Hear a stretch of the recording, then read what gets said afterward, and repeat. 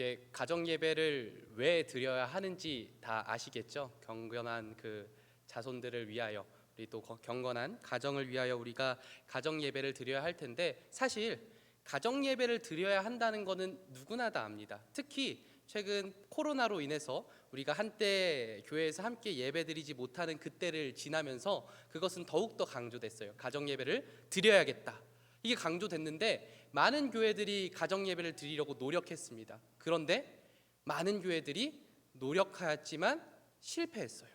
왜 그랬냐, 우리가 찾아보니까 대부분 가정 예배 드리기가 너무나 어렵다, 내가 어떻게, 우리 가장들이 어떻게 이것을 인도해야 될지 모르겠습니다 하는 분들이 많아서 어려워하는 것 때문에 많이들 실패를 하셨더라고요. 그래서 우리 대전 남부교회 가정 예배는 가장 쉽게 만들었습니다. 누가 해도 할 수 있도록 만들었습니다. 그래서 어떤 가정 예배길래 그렇게 쉽다고 이야기를 하나, 지금부터 한번 보도록 하겠습니다. 저희가 선택한 것은 성경 읽기였습니다. 성경 다들 읽으시죠? 여기서 대답이 없으시면 안 되는데, 성경 다들 읽으시잖아요. 다 읽으시는데 그냥 함께 모여서 같이 성경 읽는 것을 우리가 가정 예배로 하고 함께 읽자, 함께 말씀을 나누자라는 결론을 내고 저희가 한 어플리케이션, 휴대폰 어플을 발견했습니다. 지금 앞에 보이는 저 공동체 성경 읽기라는 어플인데요, 이게 어떤 어플이냐면 100명의 성우와 배우들이 녹음을 합니다, 성경을. 근데 우리가 지금까지 성경 읽는 어플들은 그냥 읽어요. 냅다 읽습니다. 이게 사람 목소리인지 싶은 목소리로 읽는 어플도 있고 막 그래요. 그런데 이거는 배우들이 그 배역을 연기하고 또 성우들이 그 성경을 읽어줍니다. 그래서 아주 쉬워요. 귀에 쏙쏙 들어옵니다. 그러한 어플을 저희가 발견을 해서 남녀노소 누구나 흥미롭게 성경을 접할 수 있다는 장점이 있는 이 어플을 사용하려고 합니다. 그래서 이미 많은 교회들이 이 어플로 새벽 예배와 가정 예배를 진행하고 있어요. 그래서 우리도 이 공동체 성경 읽기 어플로 가정 예배를 진행해야겠다 결정을 했습니다.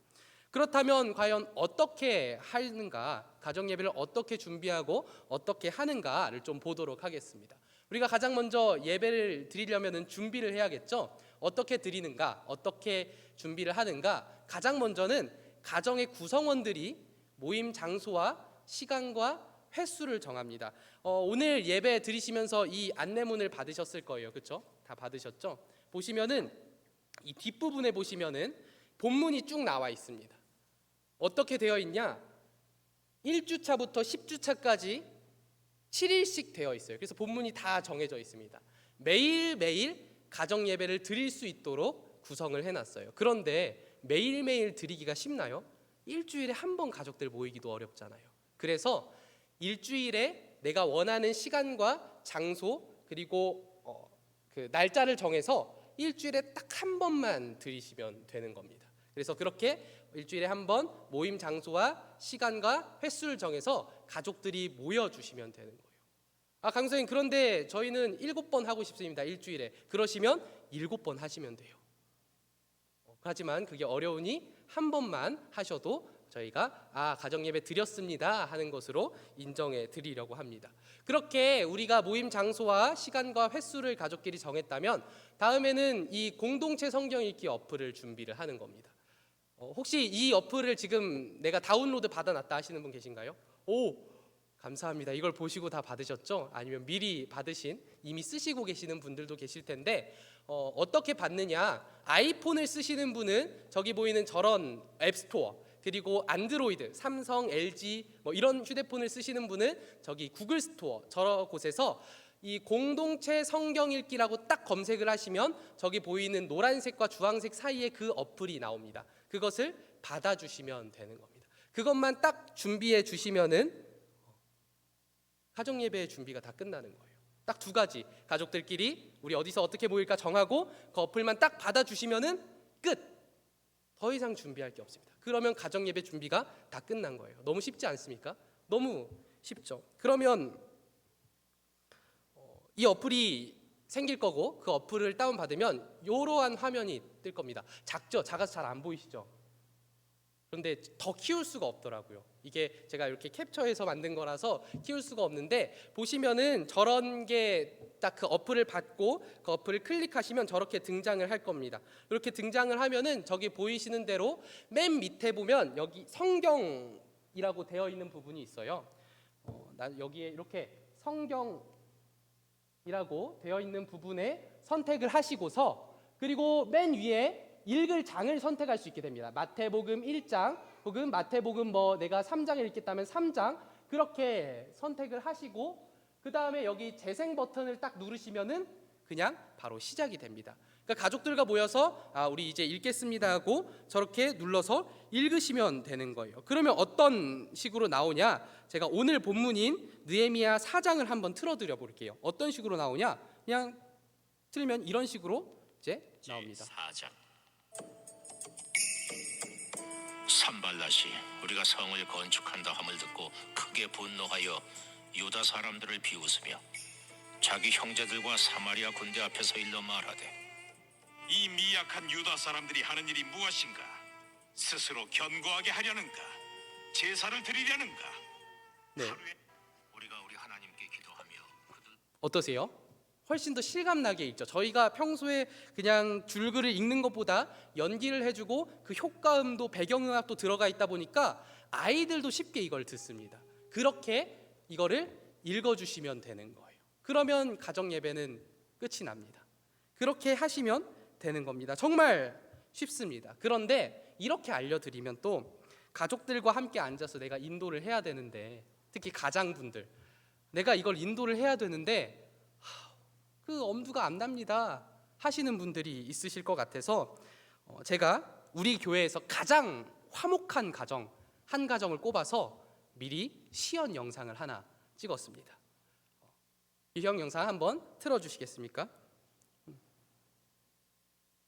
네, 틀어주실 텐데 우리 먼저 오늘 우리 가족들 같이 가정 예배 드릴 텐데, 오늘은 마태복음 3장 4장 말씀을 볼 거예요. 마태복음 3장 4장에는 어떤 내용이 있냐면, 예수님이 오시기 전에 세례 요한이라는 사람이 나와요. 그 세례 요한에 대한 이야기랑 예수님이 세례 받으시는 이야기. 네, 이렇게 모여서 간단하게 말씀을 설명해 주면 됩니다. 그런데 강사님, 저 목사님이니까 저렇게 설명하죠. 제가 마태복음 1장에 뭐가 나오는지 어떻게 보고 미리 합니까? 걱정되시죠? 그런데 저도 이게 사실 걱정됐어요. 목사님이니까 저렇게 하지 저걸 어떻게 할 수 있을까 하는데, 갑자기 오늘 제가 있는데 연락이 와서 이렇게 누군가가 말씀하시는 거예요. 강도사님, 그 성도님들이 잘 볼 수 있게 매일 그 말씀을 설명해 주는 걸 넣어드리겠습니다. 제가 그걸 만들 테니 올려만 주세요라고 담임 목사님이 그렇게 말씀을 해주시더라고요. 제가 말씀도 안 드렸어요. 그런데 그렇게 해주시겠다고. 그러면 어떻게 하면 돼요? 목사님이 그거 올려주시면 그거 보고 오늘 말씀은 이렇습니다라고 읽어주시기만 하면 되는 거예요. 다 준비가 되는 겁니다. 그러니까 그렇게 해주시고, 저렇게 마태복음 3장 4장을 읽는다면 3장 4장은 이러한 내용이니까 우리 한번 읽어볼까요 하고 틀어주시면 되는 겁니다. 네, 한번 다시 영상을 볼까요? 그러면 이제 어떻게 해야 될까요? 기도를 하고 이제 그럼 우리 기도하고 같이 가정 예배 시작할게요. 하나님 감사합니다. 오늘 우리 가족들 함께 모여서 가정 예배 드리면서 하나님의 말씀을 듣고 배우려고 합니다. 하나님, 우리가 말씀을 집중해서 잘 듣게 하시고 잘 배우게 하시고 예수님을 잘 믿을 수 있도록 도와주세요. 예수님 이름으로 기도합니다. 아멘. 네, 기도가 긴가요, 짧은가요? 짧게 하셔도 돼요. 괜히 아이들 앞에 앉혀놓고 막 길게 하실 필요 없어요. 간단하게 우리가 이 말씀을 통해 은혜 받기 원합니다. 하나님 도와주세요. 간단하게만 해주시면 됩니다. 그렇게 기도하시고 바로 어떻게 하면 될까요? 성경을 그냥 틀어주시면 됩니다. 아까 그 방법대로 틀어주시면 되는 거예요.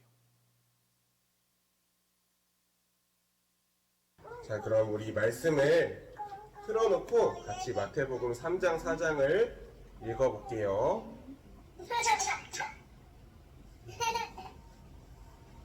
그때 세례 요한이 이르러 유대방에서 전파하여 말하되, 회개하라, 천국이 가까이 왔느니라. 그는 선지자 이사야를 통하여 말씀하신 자라. 네, 네, 이렇게 그냥 들으면 됩니다.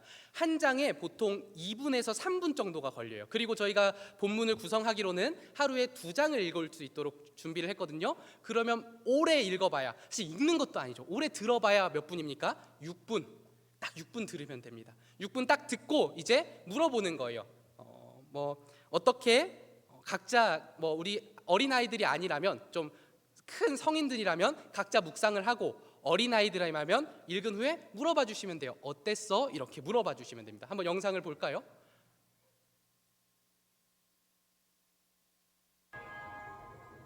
여기까지예요. 예나야, 어땠어? 읽어보니까?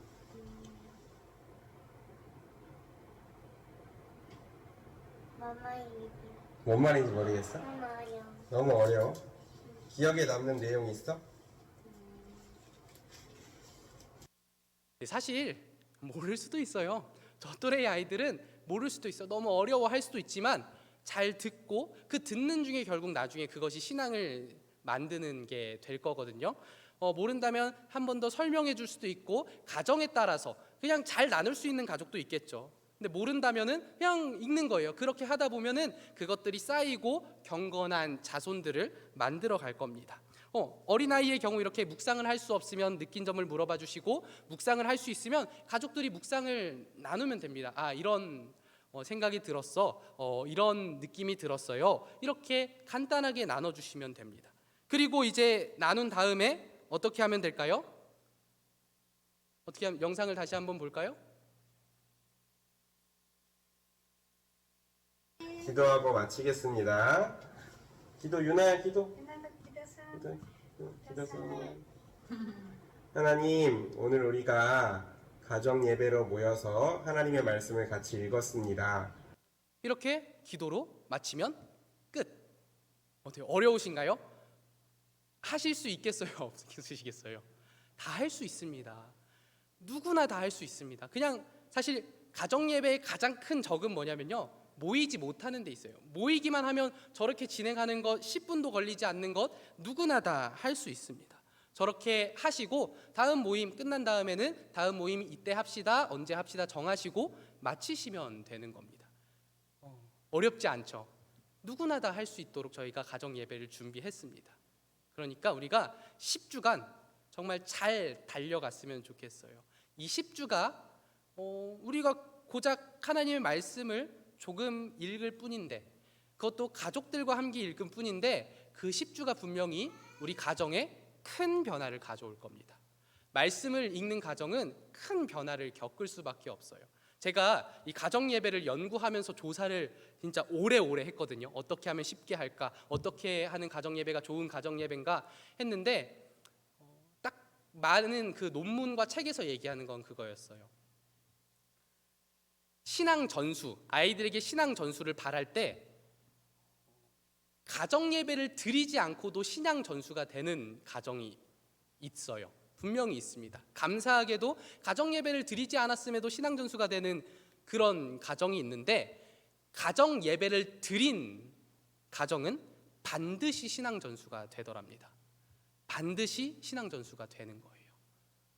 하나님의 은혜로 우리가 가정 예배를 드리지 않았음에도 전수가 되는 가정이 있는 반면에, 그 가정 예배를 드리면 그거는 신앙 전수가 반드시 된다라고 하더라고요.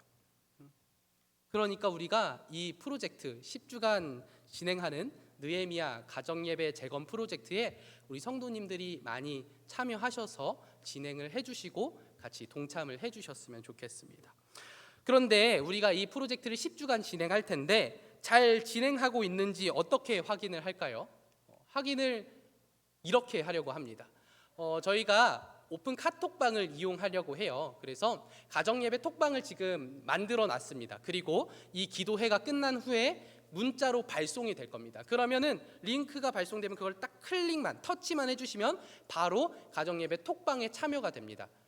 그렇고 가정예배 톡방에 참여하신 분은 이 가정예배를 신청하신 것으로 간주합니다. 그래서 거기에 톡방에 참여하셔서 매주 가정예배를 드리고 사진을 올려주시면 됩니다. 저희는 매일 하고 싶은데요. 그럼 매일 하시고 올려주시면 됩니다. 이렇게 최소 주에 한 번은 하셔서 올려주시면 저희가 참여로 인정을 해 드리겠습니다. 그런데 들으면서 저게 뭔 소리야? 무슨 얘기를 하는 거야? 나는 카톡방이고 뭐고 모르겠어 하시는 분들 계시잖아요. 그렇죠? 그것도 저희가 준비했습니다. 카톡을 하실 수 없는 분은 로비에서 나가시면서 가정예배 신청서를 작성해 주시면 됩니다.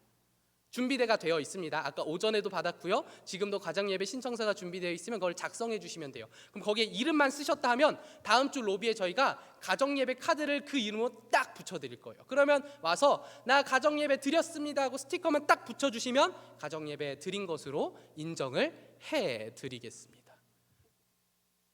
그러면 여기서 벗어나실 수 있는 분, 나는 카톡 할 수 있어요 하는 분, 카톡 할 수 없어요 하는 분 다 참여가 가능하잖아요. 그러니까 다 하실 수 있는 겁니다. 여기 계시는 분들은 들으셨으니 다 하실 수 있으신 거죠? 제가 소년부를 담당하는데 이렇게 대답하면 다음 순서로 넘어가지 않아요. 하실 수 있으시겠죠? 네, 다 하실 수 있다고 믿습니다. 그런데 질문이 몇 가지 있으실 거예요. 저희 가정은 저 혼자예요. 어떡합니까? 저 혼자 살아요. 저 혼자 가정입니다. 1인 가정은 어떻게 합니까? 혼자 읽으시면 되죠. 1인 가정도 가정입니다.